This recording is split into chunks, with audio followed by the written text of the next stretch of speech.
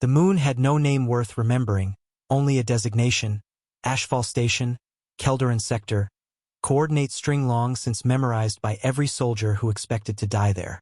Commander Threll Vasithi stood at the observation deck of the last standing bunker and watched the horizon flicker with the pale green static of an incoming swarm cloud, still hours away but visible even now, like a bruise spreading across the sky. She did not turn when the door hissed open behind her. "Report," she said. 61 effectives, said the voice of her adjutant, a younger Ithi named Kor. His mandibles clicked with the particular rhythm that meant he was trying not to sound afraid.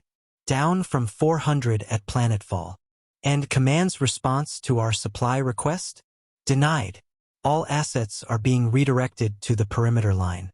Ashfall is considered." He hesitated. "Say it. Considered an acceptable loss, Commander." Threll allowed herself one slow breath. It was not the first time she had heard those words, and she suspected, with the particular bitterness of someone who has learned a lesson too many times to be surprised by it, that it would not be the last, except that this time it likely would be. The 13th Legion did not get a 14th chance. It never had. 12 times raised, 12 times broken on some forgotten rock so that someone else's army could live to fight another day. The soldiers who joined it called themselves the Broken, not because they had lost anything yet, but because they knew, statistically, historically, with the terrible clarity of institutional memory, exactly what waited for them. "Get the wounded into the deep shelter," Threll said. "The rest of us hold the ridge line as long as we can." RR didn't move for a moment. "Commander, there is a contact on long range." "Swarm reinforcement?" "No, ma'am. I don't have a classification for it. The transponder code is registering as Allied. Human." Threll turned from the window for the first time. "There are no human assets within 11 parsecs of this position. Alliance Command confirmed that this morning." "I know, Commander. I checked twice."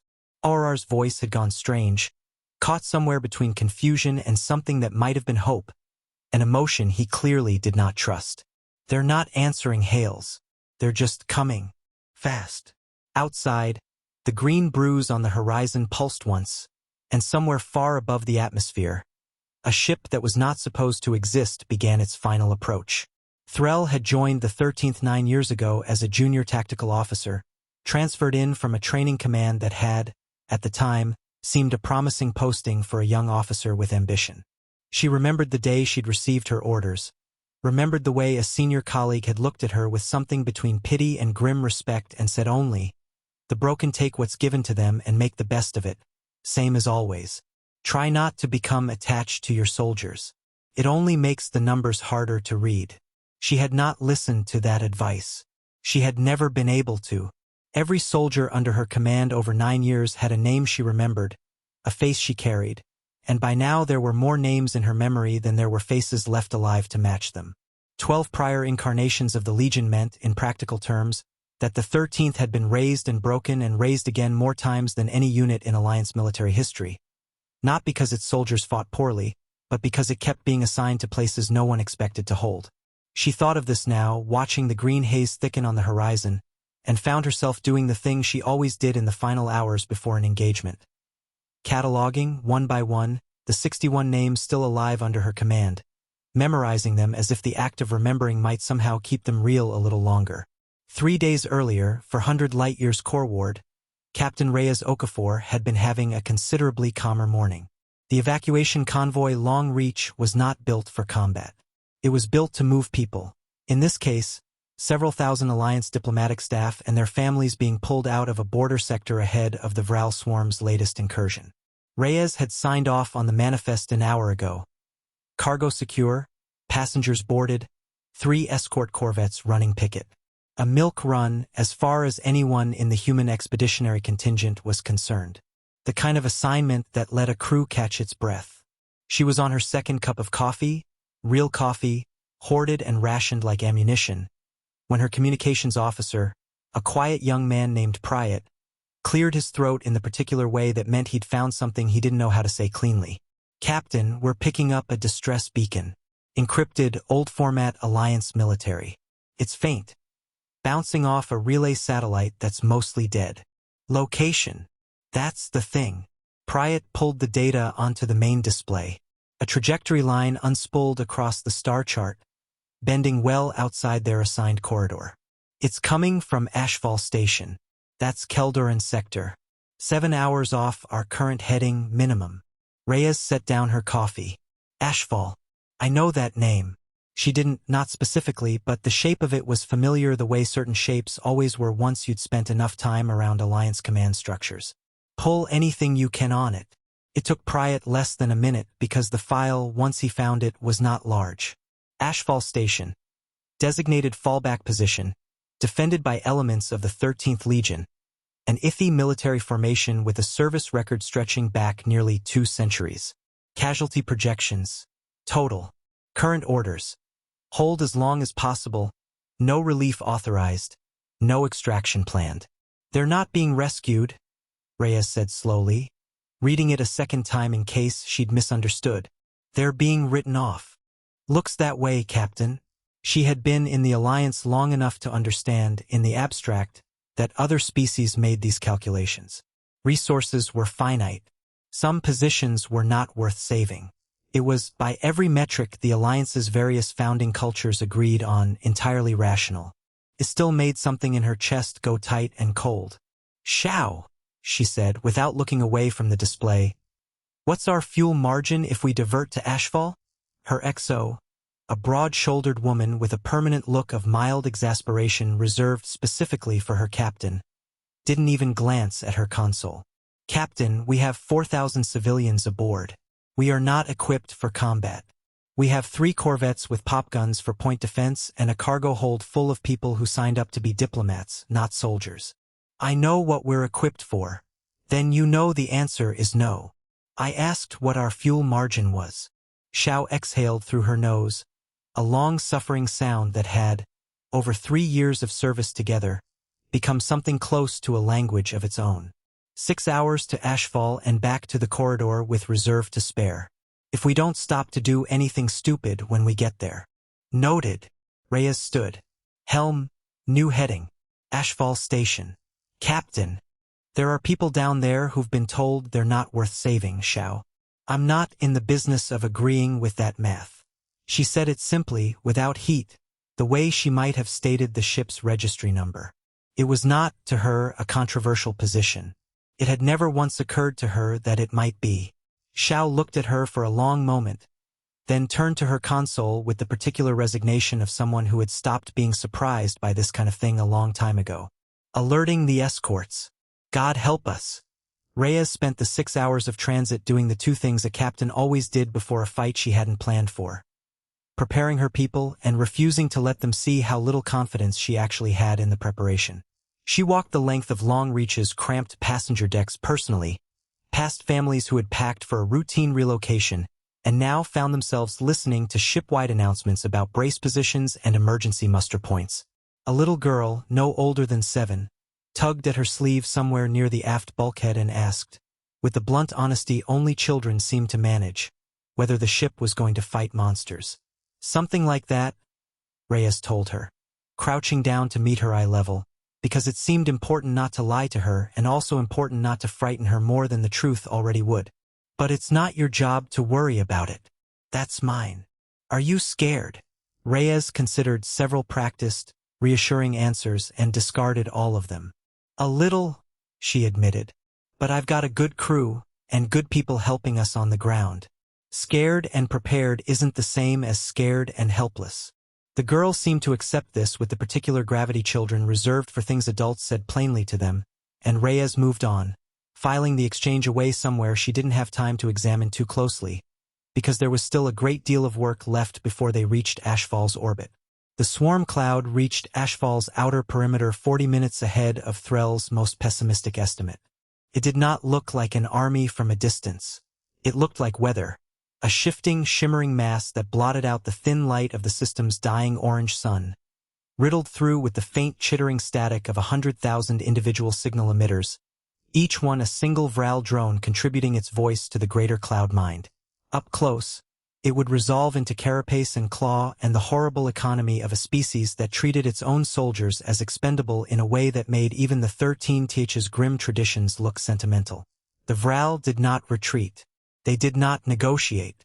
They came in numbers that made counting pointless, until whatever stood in their way stopped standing. Threll watched the readouts with the flat calm of someone who had done this 11 times before under different insignia, different names, different faces beside her that she had since had to forget on purpose.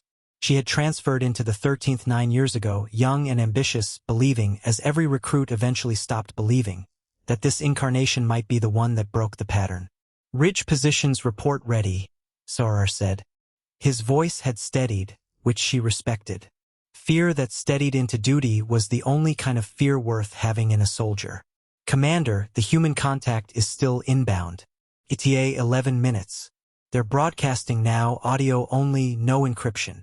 Play it."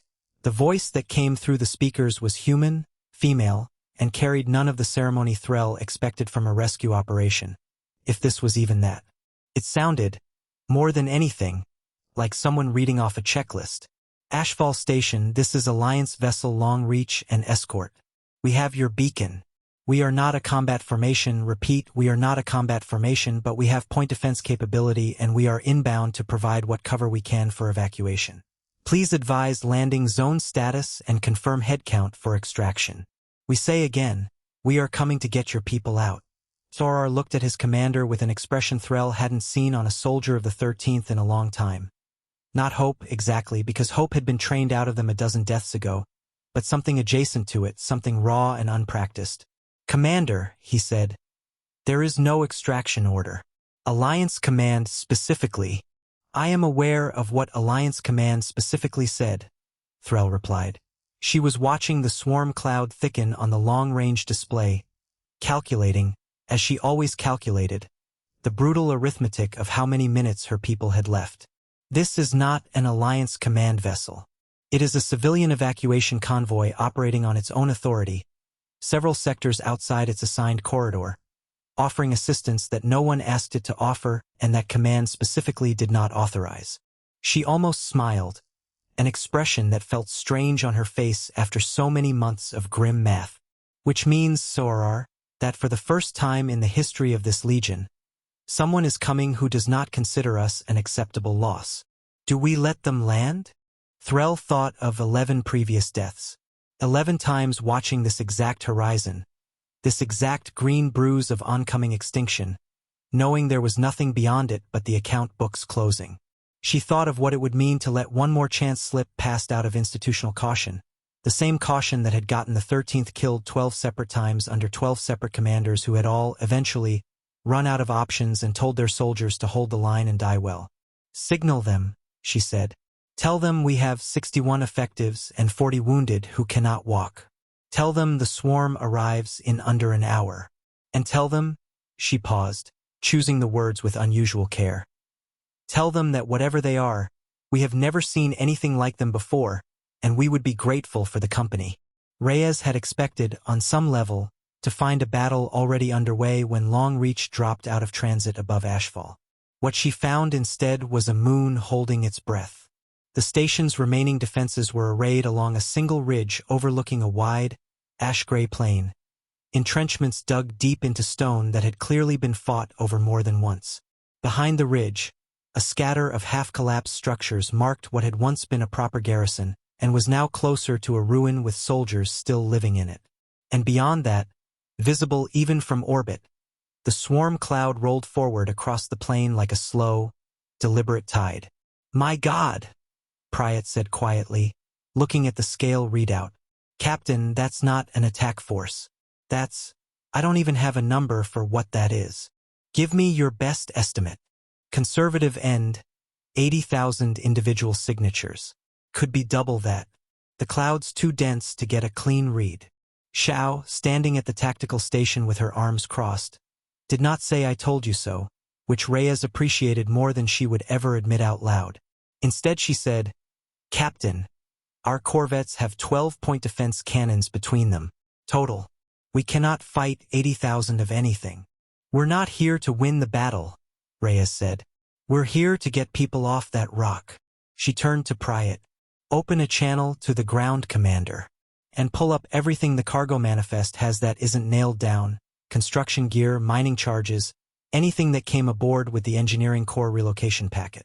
Captain, if we can't outfight 80,000 bugs, Reyes said, already moving toward the tactical display, sketching the terrain in her mind, we're going to have to outthink them instead. The Ithi commander's voice, when it came through, was steady in a way that suggested either remarkable composure or the particular calm of someone who had simply run out of room to be afraid. Reyes introduced herself. The commander gave her name as Threll Vasithi, and for a moment neither of them said anything else, the silence carrying an understanding that didn't need words. One of them had shown up somewhere she had no reason to be, and the other had stopped expecting anyone to. Commander Vasithi, Reyes said eventually. I've got a civilian engineering crew, 3 corvettes, and about 40 minutes before that cloud reaches your ridge. Tell me about your terrain. I want to know every choke point, every dead zone, every piece of ground your people have already bled for. If we're doing this, we're doing it on your knowledge, not my guesswork. There was a pause on the other end, brief, but present enough that Reyes noticed it. Captain, Threll said finally, may I ask you something first? Go ahead. Why are you here? Your command did not order this. Our command specifically did not request it. By every calculation available to me, this rescue does not make sense. Reyes considered the question for exactly as long as it took her to walk from the tactical display to the viewport, where Ashfall's gray-orange curve filled half the sky. Because you asked for help and nobody was coming, she said. That's usually reason enough where I'm from. What followed was not, by any strict military definition, a battle plan. It was closer to a very fast, very desperate act of improvisation, built out of whatever the long reaches cargo holds happened to contain and whatever the ridge's terrain happened to allow. The engineering crew, 6 civilian contractors who had, 12 hours earlier, been expecting nothing more dangerous than unloading prefab housing units at a resettlement colony, worked with a focus that surprised even themselves, laying demolition charges along the narrow defile the Vral cloud would have to funnel through to reach the ridge. Threll's remaining soldiers, meanwhile, did something the Vral had never once encountered in 2 centuries of the 13 Teach's grim service record. They stopped digging in to die and started digging in to win. Your corvettes, Threll said, studying the tactical overlay Reyes had shared, a strange mix of Ithi terrain data and human engineering shorthand. Their point defense cannons are designed for interception of small projectiles and munitions. Not ground targets. Right, Reyes said. So we're not going to use them as weapons. We're going to use them as a fence. I don't understand. Your ridge has one approach the swarm can use without breaking formation across broken ground, that defile. Everywhere else, the terrain's too rough for a cloud that size to move fast. If we collapse the defile at the right moment, with your soldiers dug in on the high ground and my corvettes providing suppressive fire on anything that tries to climb over the rubble, we're not fighting 80,000 of them. We're fighting whatever fraction makes it through a bottleneck we control. Threll was quiet for a moment, and when she spoke again, there was something in her voice that Sorar, standing nearby, had genuinely never heard from his commander in 9 years of service. Something close to admiration. That is either brilliant or suicidal, Captain. In my experience, Reyes said, it's usually both, right up until it isn't. There was little time to refine the plan further. Threll pulled her remaining officers into a hurried conference over the shared comm channel. A strange, improvised council made up of 2 species who had never fought alongside each other before, working from 2 entirely different military traditions and somehow, urgently, finding the places where those traditions overlapped. Your soldiers know this ground, Reyes said, laying out the final positions. I don't. I'm not going to pretend otherwise. Commander Vasithi, I want your people making the calls on where the line holds and where it bends. My corvettes will go wherever your spotters tell them to go. And your civilians? Threll asked. The engineering crew? Once the charges are set, they're off the ridge and back aboard ship. I'm not risking 6 people who signed up to install prefab housing in a fight they never trained for. No offense to their nerve, which so far has been considerable. Thorar, listening in from the Ridge Command Post, allowed himself a small, private note of something he hadn't felt in longer than he could easily remember. Not confidence, exactly, because confidence implied a certainty about the outcome that no one in that conversation actually possessed, but something adjacent to it. A sense that, for once, the plan being assembled around him wasn't simply the least bad way to die slowly. It was an actual attempt to win. "Commander," he said quietly, once the channel had gone briefly silent. "May I ask what you make of them? The humans." Threll considered the question for longer than Seorar expected. "I have served with 6 allied species in my career corps. Every one of them, when presented with the numbers we were given 3 days ago, would have made the same calculation Alliance Command made. HFY was a loss. The resources required to prevent that loss exceeded the resources anyone was willing to commit to prevent it. It was, by every reasonable standard, the correct decision." She watched the engineering crew finishing the last of the charge placements far below. "The strange part, Seorar, is that the humans do not appear to disagree with the math. Captain Okafor has not once told me the numbers were wrong. She simply seems to regard the numbers as beside the point. Is that wisdom, Commander, or recklessness?" "I confess I do not yet know," Threll said. "I suspect we are about to find out together."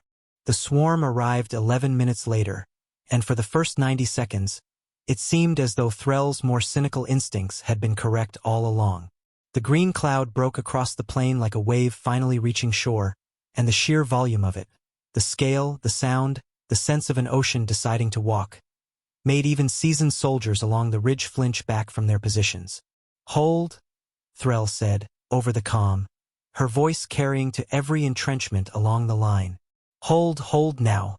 The charges went off in a single coordinated line, and the defile that had been the swarm's only viable approach folded in on itself in a cascade of collapsing stone, burying the leading edge of the cloud under thousands of tons of rubble and cutting the rest off from a clean run at the ridge.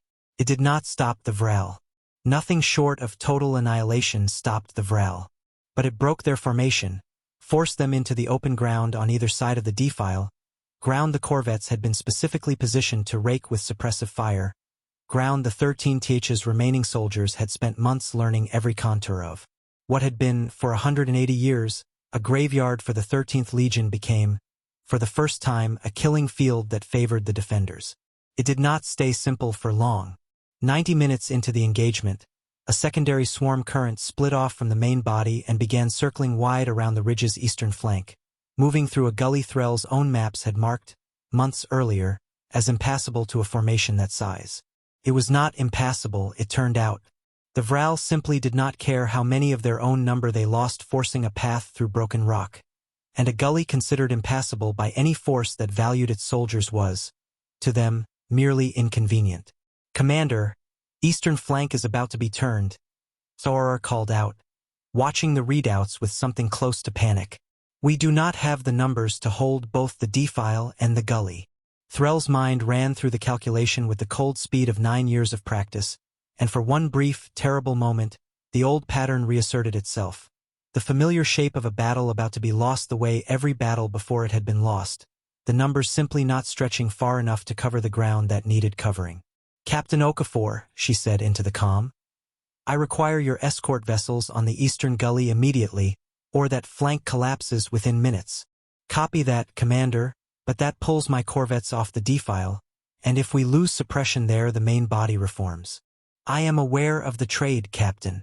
There was a pause, brief and electric, in which 2 commanders from 2 different worlds arrived, independently at the same uncomfortable arithmetic. There was no way to hold both positions with the forces available, and someone was going to have to decide which risk to accept. "Split the difference," Reyes said finally. 1 corvette to the gully, 2 hold the defile. "Shao, get me a firing solution on that gully approach, tight as you can make it. I don't want to be raking friendly positions." "Copy, Captain." Redirecting Meridian now. It was not a clean solution. It was, Threll would reflect afterward, exactly the kind of solution that characterized the entire engagement. Imperfect, hurried, assembled out of whatever was on hand rather than what anyone would have chosen given time to plan properly. The single corvette's fire, combined with a company of Ithi soldiers Threll, pulled from reserve at the last possible moment, was barely sufficient to hold the gully, and for nearly 20 minutes the eastern flank came closer to breaking than either commander was later willing to admit aloud. But it held. Barely, at cost, with soldiers bleeding into rock that had never expected to be defended at all. But it held, and that was the entire difference between everything that had come before and everything that followed. The fighting lasted 6 hours. Reyes would remember, afterward, very little of it as a coherent sequence. Mostly fragments. The recoil of the corvette's point defense guns rattling through the deck plating under her boots as she stood at the tactical station relaying targeting data to Threll spotters. Pryatt's voice, gone hoarse, calling out swarm density readings every 90 seconds like a countdown that refused to end. Shao, somewhere in the middle of it, saying with the particular flat calm of someone too busy to be afraid, "Captain, we are out of demolition charges." And Reyes answering, "Then we're out of demolition charges, keep firing." Because there was nothing else useful to say. She would remember, more clearly, the moment near the end when the swarm cloud thinned now, disorganized, its cloud-mined coherence fraying under sustained losses it had never been designed to sustain. Finally broke and scattered back across the plain, the vast shimmering mass dissolving into isolated, fleeing fragments that no longer moved with one purpose. She would remember Threll's voice on the calm, quiet, almost disbelieving, "Captain Okafor, the swarm is retreating. Copy that, Commander. They have never retreated. In 200 years, in 12 prior actions bearing this legion's name, the Vral swarm has never once retreated from a position it committed to." There was a long pause, filled with something that was not quite static. "We are debriefing 61 effectives, Captain. 61. This legion has not ended an engagement with a positive headcount since its founding." Reyes let out a breath she hadn't quite realized she was holding, and found, to her mild surprise, that her hands were shaking. "Then I'd say that's worth writing down somewhere, Commander." Aboard Long Reach, in the cramped operations bay behind the bridge, Pryatt spent the final hour of the engagement doing something no part of his training had ever prepared him for: coordinating targeting data between two entirely incompatible sensor architectures, translating ITHI tactical shorthand into something the corvette's human gunnery crews could act on in real time, one garbled, half-improvised phrase at a time. "Commander Vasithi's spotter says there's a concentration building at grid marker 7, whatever that corresponds to on our overlay," he called out at one point, sweat running down the side of his face despite the operations bay's carefully regulated temperature. I think that's the Southern Ridge approach, but I need someone to confirm before I send Meridian a firing solution based on a guess." "Confirmed. Southern approach," Shao snapped back from the tactical station, not looking up. "Send it." Sending. It was, Pryatt would reflect much later, the strangest and most exhausting 6 hours of his career, made stranger by the fact that at no point during any of it did the underlying task feel unfamiliar. Coordinating between allies who didn't share a language, a sensor suite, or even a fully compatible sense of time. It turned out to be, in its essentials, not so different from any other complicated problem two exhausted people were trying to solve together as fast as they could. Just with considerably higher stakes and considerably less sleep. When the swarm finally broke and scattered, Pryatt sat back from his console and discovered that his hands were shaking too badly to immediately close the channel, and that he did not, in that moment, particularly care. The aftermath took longer than the battle, in the particular way that aftermaths always did. Slower, quieter, full of the unglamorous work of counting the living and burying the dead and trying to explain, to people who had not been there, exactly what had happened and why it mattered. Threll Vasithi stood at the edge of the ridge 2 days later, watching Long Reach's shuttles ferry the last of the wounded up to orbit for proper medical treatment, and found herself, for the first time in 9 years of service with the 13th, uncertain what to do with the strange, unfamiliar weight of having survived. Aurora approached and stood beside her, watching the same shuttle traffic. "Command wants a full report, Commander. They are very interested in what happened here." "I imagine they are." Threll's mandibles clicked in something that might, in a human, have been called a wry smile. "A designated loss that did not occur tends to generate interest. There's already talk," Sorar said, "of revising the doctrine, the acceptable loss calculations." Someone in Logistics Command apparently ran the numbers and discovered that the presence of a single unauthorized civilian convoy altered a projected 100% casualty outcome into a 93% survival rate, and now nobody quite knows what to do with that information. What they should do with it, Threll said, is stop calling positions acceptable losses before they have actually been lost. She watched another shuttle lift off, carrying more of her people toward safety than she had dared to hope for in longer than she wanted to admit. But I suspect that will take longer to change than a single battle can manage. Reyes found her there some time later, having finished overseeing the last of the evacuation logistics herself, and the two of them stood together in a silence that had, by now, stopped needing to be filled with explanation. Your command's going to want to know why you diverted an unarmed civilian convoy into a designated total loss combat zone, Threll said eventually. What will you tell them? Reyes considered this for a moment, watching the orange sun sink low over a plain that, 2 days ago, had been the site of a slaughter that never happened. I'll tell them the truth, she said, that there were people who needed help and we had the means to give it, and none of the math about acceptable losses seemed like a good enough reason not to try. That is not a strategic justification, Captain. No, Reyes agreed. It's just the only one I've got. Threll was quiet for a long moment, turning something over in whatever passed, among her people, for private thought. Among my kind, she said finally, there is an old military principle. Every unit eventually becomes what it is asked to become. We were the 13th. We were asked, for 2 centuries, to become soldiers who died so that others did not have to. We became very good at it. She looked toward the shuttle carrying the last of her wounded toward the sky, toward a survival none of her predecessors had ever been permitted. I find myself wondering, Captain, what we might become now that someone has finally asked something different of us. Reyes didn't have an answer for that, not a clean one, not a strategic one. But she found, standing there on a ridge that had almost been a grave and instead had become something else entirely, that she didn't especially need one. Whatever it is, she said, I imagine you'll be good at that too. Later that evening, as the last light drained from Ashfall's thin orange sun, Zorar found Reyes near the wreckage of the eastern gully position, surveying the ground where his own company had nearly broken hours earlier. He approached carefully, uncertain of the etiquette between species he had, until 3 days ago, never expected to meet. Captain, he said, I wish to thank you, personally, not on behalf of the Legion. My company held that gully because your vessel's fire gave us the margin to hold it. I do not believe we would have survived otherwise. Reyes studied him for a moment. Young, she thought, though she was still learning to read age in a species so different from her own, and carrying himself with the particular stiffness of someone who had spent the last several hours convinced he was about to die and had not yet fully processed the fact that he hadn't. You held the line yourself, Lieutenant. My people just gave you something to work with. That's how this is supposed to go. Nobody wins these things alone. May I ask you something further, Captain? Something that has troubled me since your ship first hailed us. Go ahead. Your command structure did not order this rescue. Your captain's authority, as I understand human military hierarchy, did not extend to unilaterally diverting an evacuation convoy into contested space. Were you not afraid of the consequences to yourself? Should this have gone badly? Reyes considered the question honestly, turning it over the way she'd turned over dozens of similar questions from her own crew over the years, none of whom, she reflected, had ever quite managed to phrase it as directly as this alien lieutenant just had.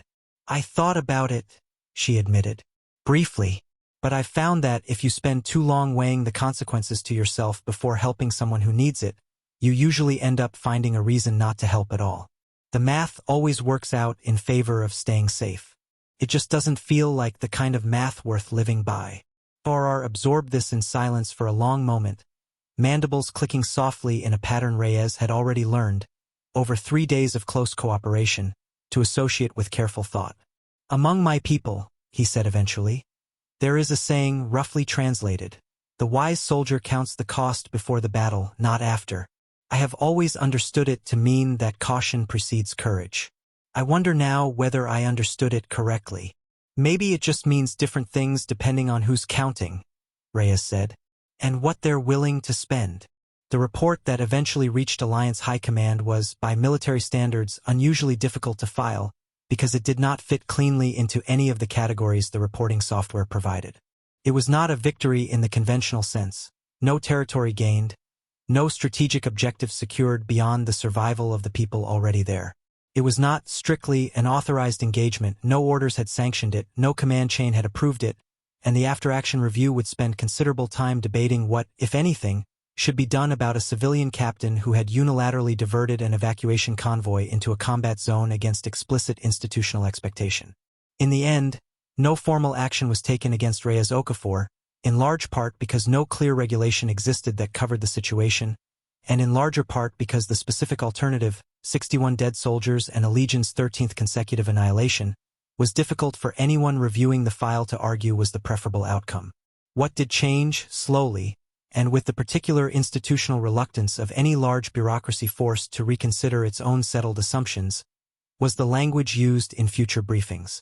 The phrase acceptable loss did not disappear from Alliance doctrine. Old habits, older than any single species' memory of them, rarely vanished so cleanly. But it began, in certain rooms, to be spoken with a new and uncomfortable hesitation, the particular hesitation of people who had learned that the calculation might not be as settled as they had always assumed, that somewhere out among the stars there existed a species that simply declined, as a matter of basic instinct rather than strategic doctrine, to accept the idea that some lives were budgeted for loss before the fighting had even begun. The 13th Legion was not disbanded, as had once seemed inevitable. It was, instead, quietly reclassified, no longer the sacrifice formation, no longer the unit whose deployment orders came pre-written with a body count attached. Threll Vasithi remained in command, and under her, for the first time in the Legion's long and grim history, new recruits joined a unit that intended, as a matter of basic institutional principle, for them to come home. Reyes Okafor, for her part, returned to running evacuation convoys, mostly along her assigned corridors, mostly without incident, though those who served under her long enough noticed that her definition of assigned corridor had grown noticeably more flexible whenever a distress beacon happened to cross her path, and that she never once, in all the years that followed, needed anyone to explain to her why that mattered.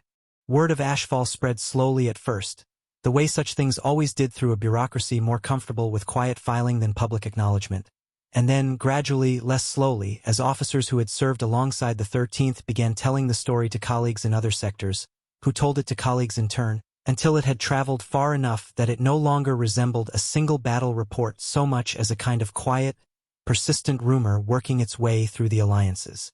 Military culture. That there existed a species, newly encountered and still poorly understood, that simply did not accept the idea of writing anyone off in advance. Not every commander who heard the story believed it at first. Some dismissed it as an aberration, a single lucky engagement, inflated in the retelling, not a pattern worth revising doctrine over. But doctrine, Threll had come to understand over 9 years of service, rarely changed because of arguments. It changed because of results that refused to be explained away, and ashfall, however uncomfortable it made the old assumptions, was very difficult to explain away. 2 years later, Threll received a message that reached her through channels she did not recognize, forwarded and re-forwarded until its origin was almost lost.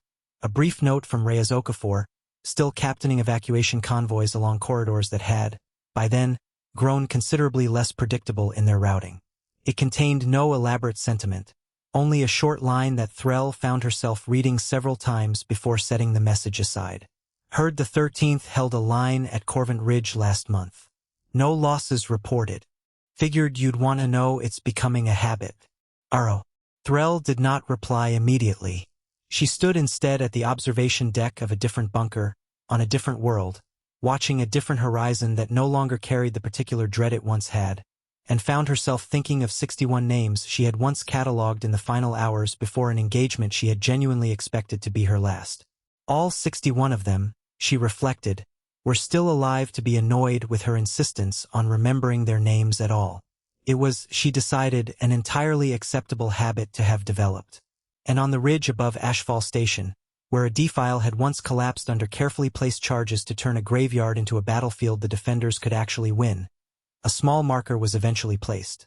Not a monument to the dead, of which, remarkably, there were none among the 13th that day, but a simple plaque bearing a single line, first spoken by a commander who had spent 9 years expecting to die and had, at last, been given a reason not to. Here, for the first time, the broken 13th was not asked to break. The end.